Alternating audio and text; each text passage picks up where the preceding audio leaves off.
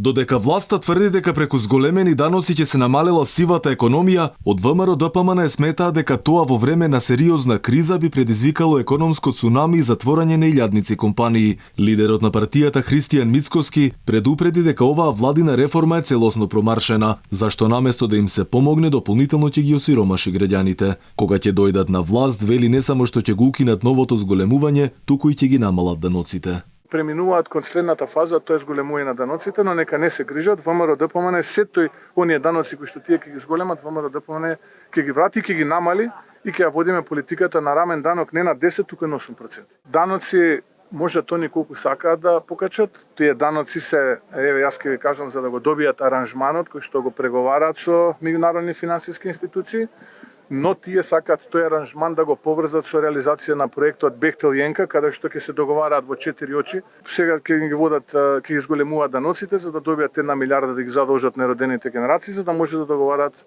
во 4 очи потоа фактури и ситуации со овие компании. За министерот за финансии пак со новата даночна реформа ќе се намалела сивата економија која е суштинска компонента на даноците.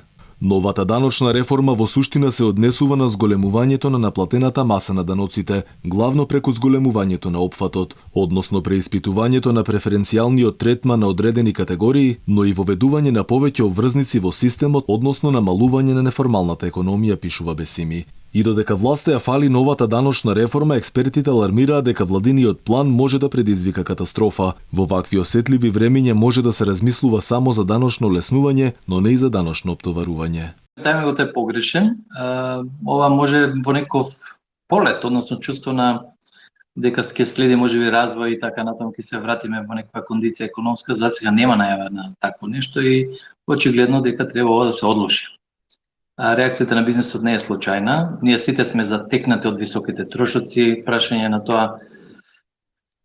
е колку од економски субјекти, особено микро и малите, ќе опстојат во вакви услови. Реформата која е планирано да почне да се применува од 1 јануари до година, предвидува нови основици за пресметка на ДДВ, данок на камати, потоа укинување на повеќе даночни ослободувања, како и работодавачите да плаќаат данок на дополнително пензиско осигурување.